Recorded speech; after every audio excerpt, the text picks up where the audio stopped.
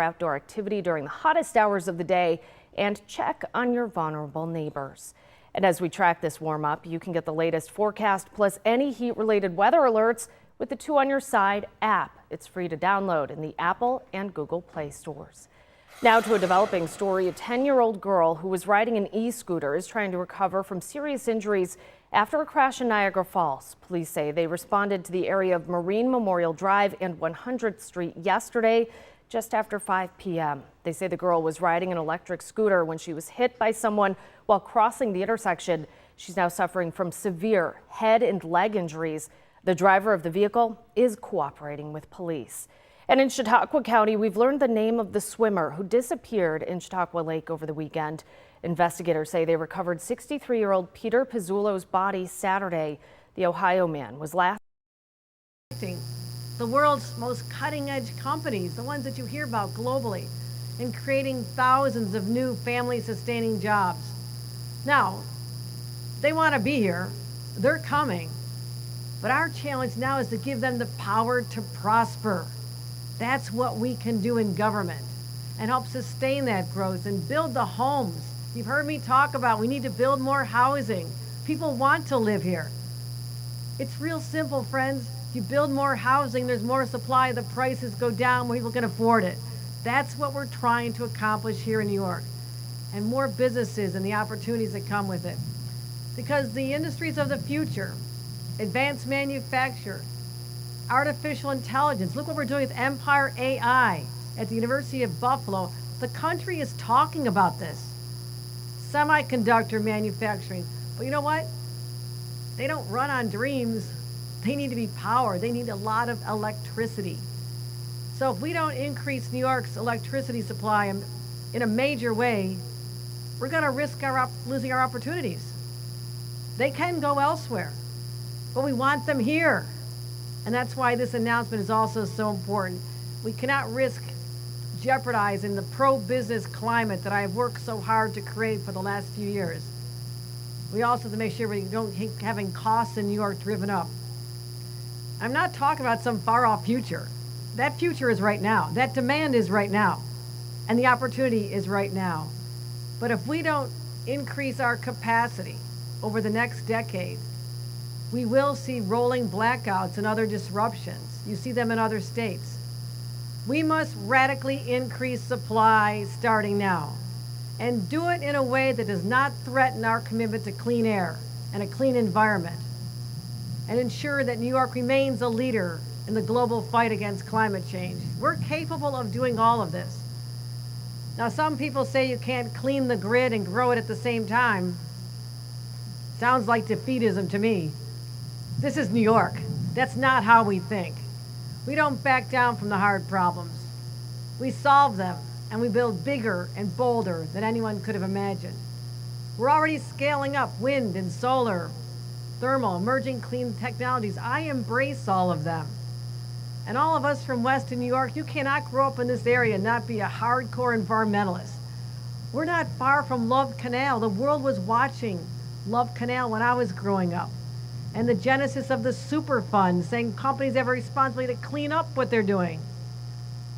Same thing when I used to watch Bethlehem Steel in Lackawanna. Anybody from that area?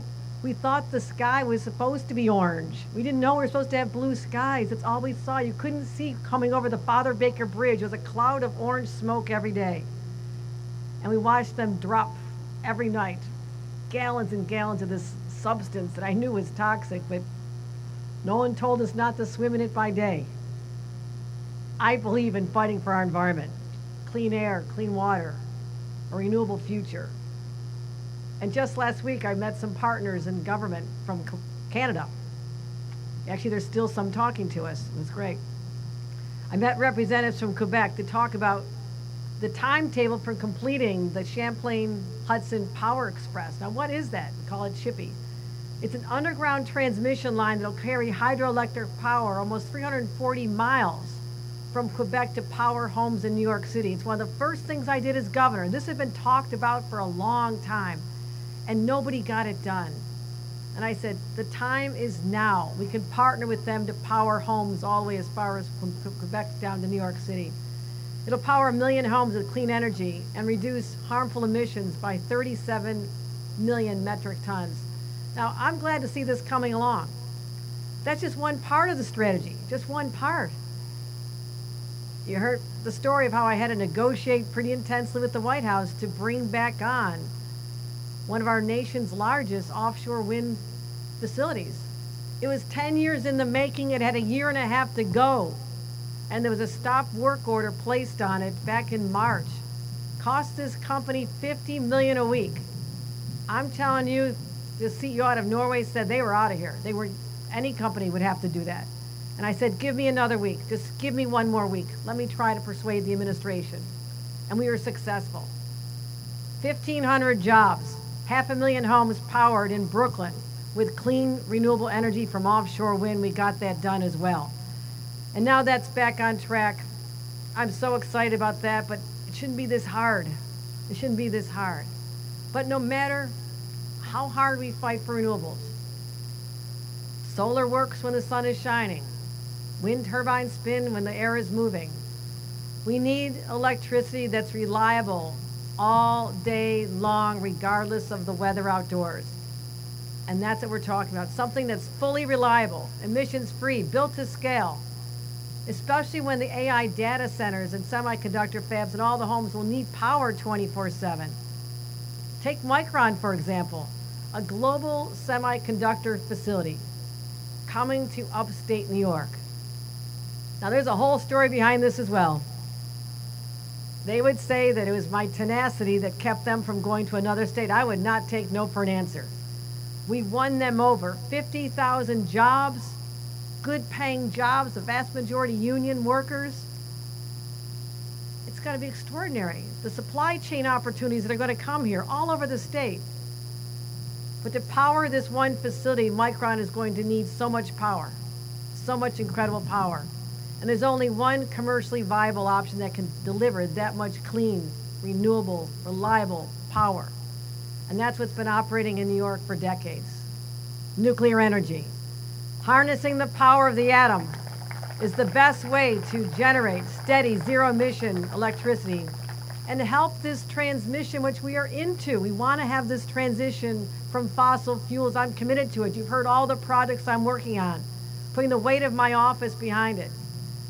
But that's why today, seeing everything that's happening on the landscape but looking into the future, I am proud to announce that I'm directing the New York State Power Authority to develop and construct a brand new advanced nuclear plant in upstate New York. Announcing that here today, and we're going to get it done. This historic initiative will lay the foundation for the next generation of prosperity, just like this facility did, just like this one did. And it can also prove what government is supposed to do. Build infrastructure that underpins economic growth and security. Now, a new nuclear plant is a major undertaking, but NYPA is uniquely qualified to lead it. We talked about it was created by FDR. NYPA has always stepped in at a time of need. 1957, the Shelkoff Power Station collapsed into the Niagara River. You need to see the photos. And that was an emergency, an environmental emergency, but also an energy, electricity reliability emergency. NYPA quickly mobilized 1,200 workers to rebuild that plant. 4 years later, it was up and running. We've also had a crisis. 1975, amid a global crisis, Con Edison sold Indian Point to NYPA, and they operated that plant reliably for 25 years. We got them done. Pataki did it, got some done. But most recently, I talked about NYPA, about what can we do to accelerate the building of more plants. And they delivered me a plan within a few months. Time and time again, NYPA delivers, and their workers are extraordinary. We're already identifying potential host communities across upstate New York. And let me tell you, only receptive, welcoming communities will be considered, and there's a lot of them. There's a lot of them. Because the communities that already host them know these are good paying, long-term jobs. And the benefits to the community are also extraordinary. So everybody's raising their hand right now. It's going to be hard to decide. But unlike what you would have thought years ago, when there was a fear, a legitimate fear of nuclear. I grew up with that as well in the environment. Everyone was talking about that. But we'll create 1,600 jobs during construction and 1,200 good-paying permanent jobs as a result. How does that sound to you with one facility? That's just one facility. So to power New York's future, we need three things: reliability, affordability, and sustainability. And nuclear drives all three. Now you'll hear the term baseload from a lot of people at NYPA. It's just the minimum amount of power that you need always on no matter what. It doesn't fluctuate with the weather or the time of day. Now if you take nuclear off the table, the only way to do that is with more fossil fuels. That's not going to work for us here in New York. We're not going backwards, we're going forward. In the last couple of years, we've shut down more than 2 gigawatts of fossil fuel capacity. That's why it makes New York's electric grid one of the cleanest in the country per capita. But you don't get cleaner air or lower asthma rates for kids by burning fossil fuels. You get there by using more clean power. And nuclear is today's answer to that. So look how far we've come. Why are people like Bill Gates investing in advanced reactors? Why is Microsoft bringing 3 Mile Island in Pennsylvania back online to power its cloud computing and AI services? Why are companies like Google and Amazon supporting nuclear capacity around the world? My friends, it's coming and it's back, and if we don't jump on or lead this, they're going to pass us by. These companies will go elsewhere. And I don't want that to happen. I want to grow our tax base. I want to make New York more affordable. I want good paying jobs for New Yorkers. And we know this is the best technology to meet this growing demand. 1 gigawatt. 1 gigawatt of nuclear. What does that do? It powers 1 million homes without adding any carbon to the atmosphere and without breaking the bank for consumers. Nuclear power is completely insulated from oil and gas prices. Look what's happening in the Middle East. Imagine a country, imagine a state that can read that in the news and not worry about it, not worry about the effect on costs going up on the grid or in the utility bills that our hardworking families pay. So no matter what happens in the Middle East or Russia or Venezuela, the cost of operating nuclear won't change. That's the beauty of this as well. We know that because we have 3 plants already operating up on Lake Ontario. Now, when there was fear of losing those jobs, the community was terrified. We had to fight back to save 600 jobs. They've been operating successfully, safely since 1969. The oldest is still functioning right there. And thanks to these, we can generate all this power here. Upstate New York gets 90% of its electricity from clean sources because of what's going on here and those nuclear facilities. But we need to scale it up fast. So here's the deal. We'll be looking for private partners. Anybody got a lot of money out there? All right, raise your hand if you do. We want to help finance the plant and buy the power it generates. So I'm directing the Department of Public Service to work hand in hand with NYPA to ensure this is done. With upfront, the #1 focus has to be the ratepayers. Ratepayers must know that there's going to be reliability, no cost escalation, and they'll be able to see into the future what their bills will look like. And we'll make sure this plant keeps the lights on without making it too expensive. So while we're tackling this, leading the transition truly for the nation, I mean, what we do here in New York, the country's watching us. And maybe they're a little surprised and it's unexpected. But we are bold here. We're not daunted by any challenge. We never has, and you wouldn't have this facility if we weren't bold, audacious people who are willing to try anything. The bigger, the better. The bigger, the better. And we cannot do this alone. And we're looking forward to partnering with others who've gone before. Just last week, I sat down with the Premier of Ontario, Tom Ford, had a great conversation about creating a memorandum of understanding because they are taking the lead on small modular reactors. They're building 4 right now. They'll be underway in 18 months. This is the speed that they're able to accomplish. So they're going to work with us, work with the Tennessee Valley Authority. There's people out there that we're going to draw knowledge and technology and expertise from. Because when we share this expertise, we can deliver clean energy for more households. And I'm also committed to working with the White House to accelerate this project. I've had some very frank, interesting conversations with the president, all kinds of topics, but every single one of them, I've brought it back to nuclear. So, Mr. President, I need your help. There's a reason people don't embrace nuclear energy, a lot of reasons. One of them, it just takes too long. And the barriers are in Washington. The length of time, 10 years, a decade of regulatory bureaucracy and red tape that must be gotten through is a reason why it fails and people don't even try. So I said to the president, if you want energy dominance, I want energy dominance, this is how we do it. So with their financial planning and hopeful support, we can move as fast as possible, both affordably and safely.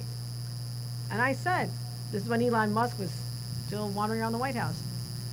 I said, have Elon Musk and all the Doge guys go over to the Nuclear Regulatory Commission. You want to find efficiencies? Leave Veterans Administration alone. Leave all these, leave the people who keep an eye on our nuclear stockpile. Don't be firing them. Go help make this operation more efficient. That's how we'll get something done. And my last point is safety.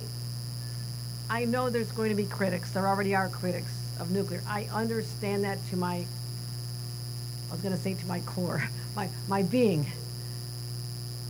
Those arguments went out when we shut down Indian Point. I understood, 26 miles from a major population area, a lot of anxiety. I understand it.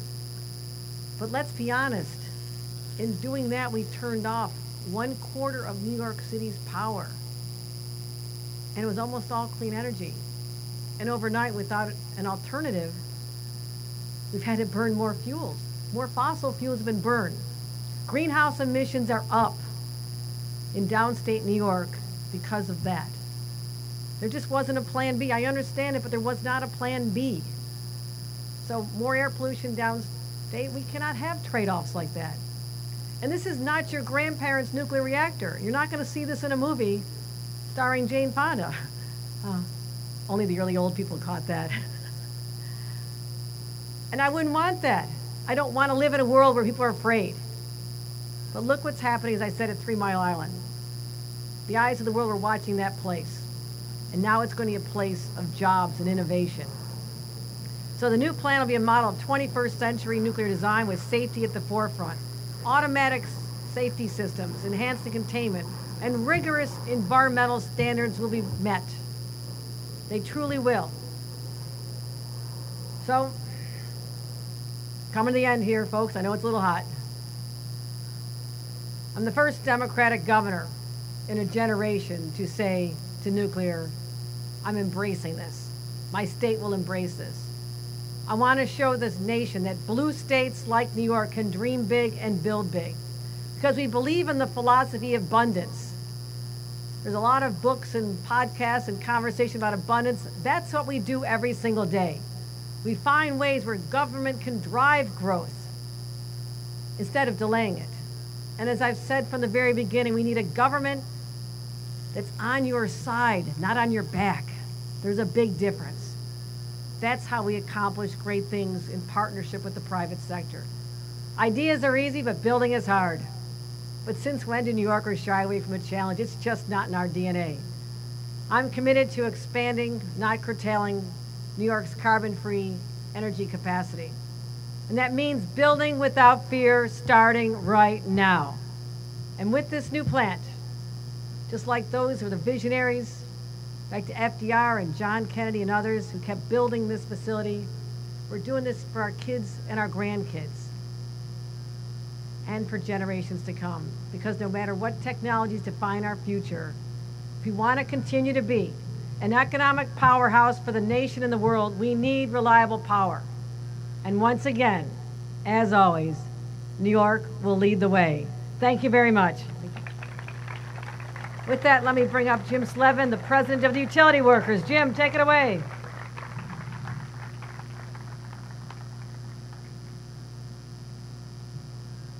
Thank you, Governor Hochul. This is historical for the state of New York, but just even a need on it. I represent membership across this great country, and the grid is being stressed day in and day out, and New York is not isolated from that stress.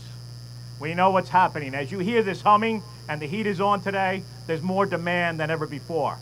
And as manufacturing comes back and AI centers come back, there's more demand than need for it. This historical announcement is not just challenging, but the need and the want and the vision that you have for building it here in the state of New York is fantastic.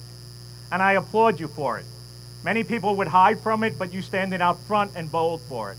And to take NYPA's stand on it, to make sure that NYPA can really afford and make sure that they can bring and deliver it. They've done it before and they'll do it again. You see, I love my friends in Canada, but I love jobs in New York. And all of labor is behind you on that. Building a nuclear plant is not easy. It takes a lot of labor. It takes a lot of labor jobs. But it's not just about the jobs of operating and building that plant. It's economic growth in the community. It's economic growth in making sure children have a place to come and make great wages in utilities. This is a vision. It happens and it has to happen now, and I applaud you for taking that vision. It's also jobs for manufacturing. Manufacturing want to come to the state of New York and build.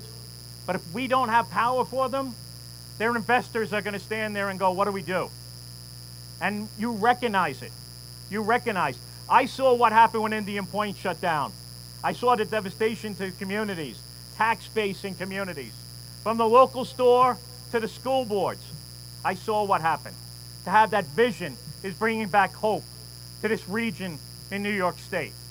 It's so bold and beautiful that it can not only happen here, it will happen here. And I'm hoping there's more announcements of this. Nuclear power is reliable, safe, clean energy. There's nothing better. It's not just on the energy side, it also is going to help out the ratepayer. Nuclear power, I saw what happened when we closed down a plant and how bills have gone up because of wars in Ukraine. This is going to give a lot of hope to families to make sure they can afford electricity. They can turn on their air conditioner today and making sure our grid is safe and reliable. This strain is happening now. It has to be resulted now and to take the vision like they did decades ago. I applaud you for it and I thank you for it, and labor stands behind you. Thank you so much. Please welcome Manufacturers Association of Central New York President and CEO Randy Wilkin.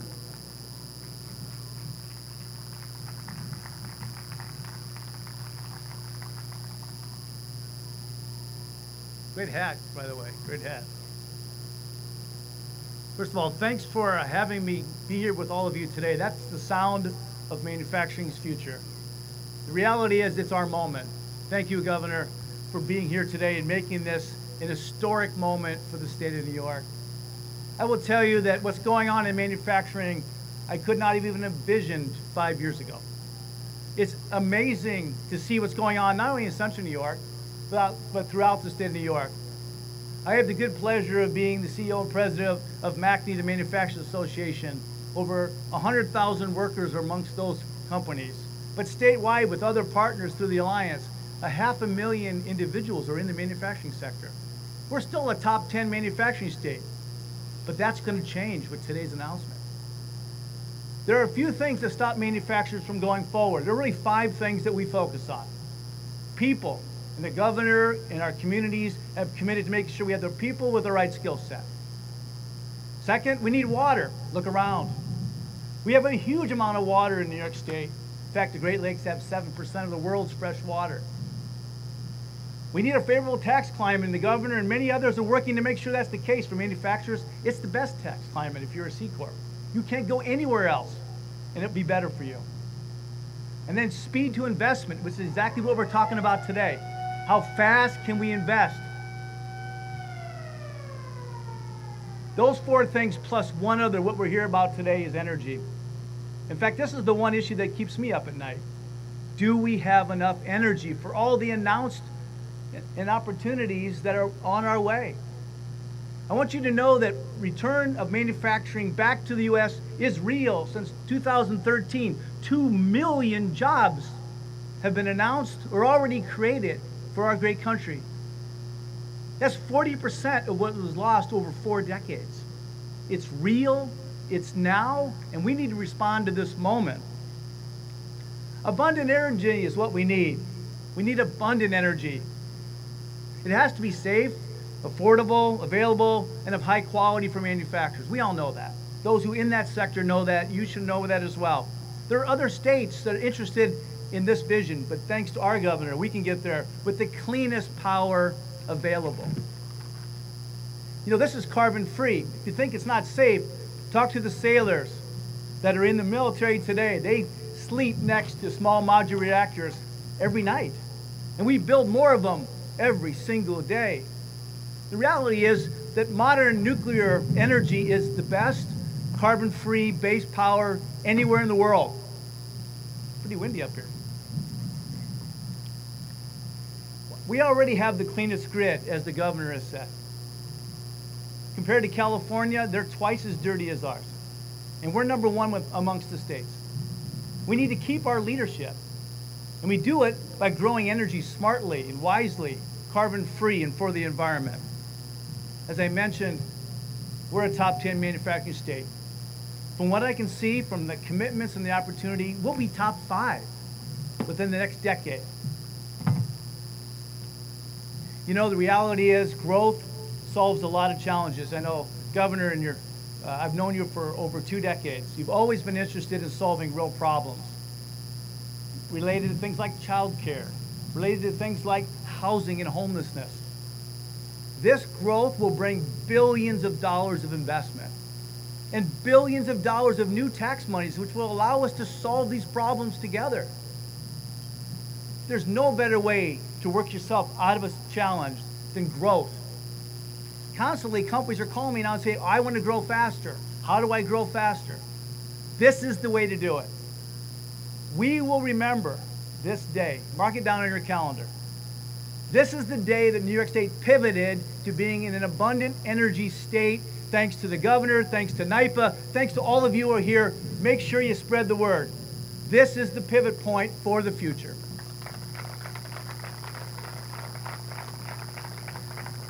Let me close by saying I didn't actually think I'd be standing here at any time in my career. We were holding on to manufacturing, as the governor said. We'd get calls about closings. Today, we get calls about growth. PTM adding 1,000 workers. Lotte adding hundreds of workers. And I saw my good friend here from Micron. That 50,000 is a real number, and that's not all the jobs. We believe we'll grow in Central New York by 250,000 people between us and Utica Rome. This is real. Please invest in it. Please get behind it. Thank you, Governor, and thanks for giving me the chance to talk today. That concludes today's program. Thank you for attending. Please help yourself to the water in the coolers. Thank you.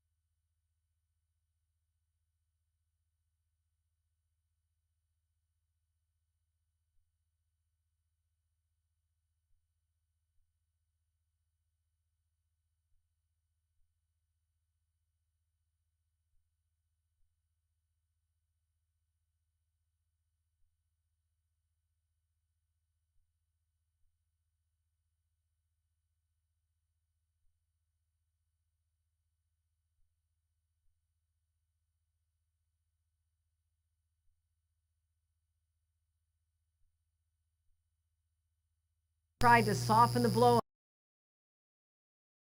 championing its return and leaning hard into it.